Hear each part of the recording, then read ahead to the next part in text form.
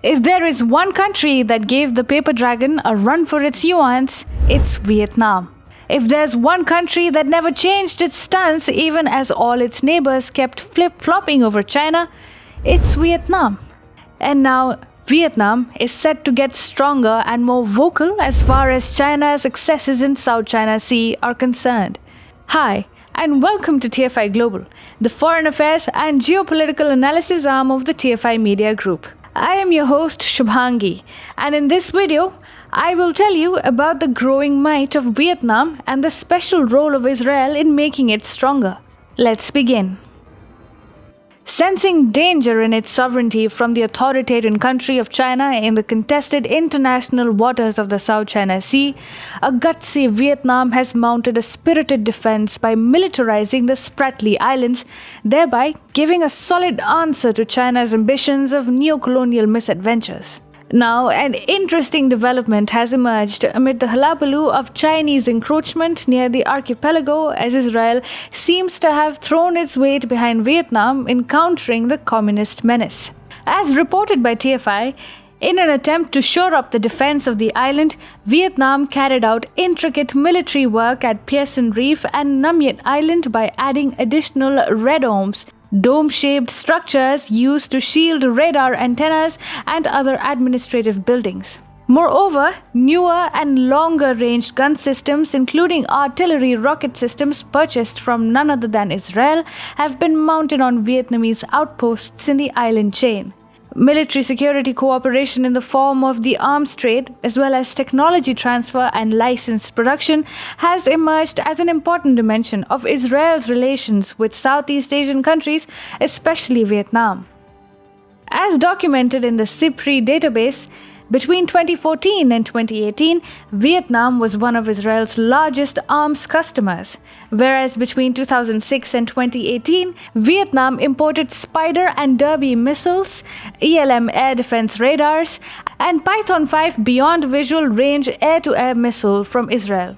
With Trump and Netanyahu sharing excellent personal chemistry, Israel became an increasingly active player in the region. Of Israel's total global arms exports in 2018, which was worth $7.5 billion, 46% were purchased by Indo-Pacific countries.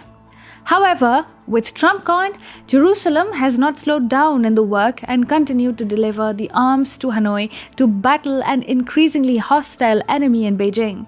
There is no doubt that the arms trade lies at the center of Israel-Vietnam bilateral cooperation. Furthermore, the Quad nations have been helping Vietnam shore up its defenses in the region as well. Last year, Japan announced that it will provide the Vietnam Coast Guard with 6 patrol boats in a lease financing deal worth 36.6 billion yen or $345 million. The vessels would help Vietnam in countering China, as fishing boats supported by the PLA Coast Guard vessels have been forcing out Vietnamese fishermen from their own waters. There have been several skirmishes between the two sides in the last 1.5 years. The decision of Japan came months after the US had delivered 6 patrol boats worth $12 million to Vietnam as well. Moreover, New Delhi and Hanoi have been in the advanced talking stage, with the latter hopeful of buying the supersonic cruise missiles BrahMos in addition to the Akash air defense system and the Dhruv helicopters. Vietnam is an important player in the grander scheme of things for Quad. Unlike the rest of the smaller ASEAN nations, it is Vietnam that has time and again shown the grit to take on China by standing up to its face. Whether it be on the military or the economic front, China stands to lose a lot if it squares up against Vietnam entirely.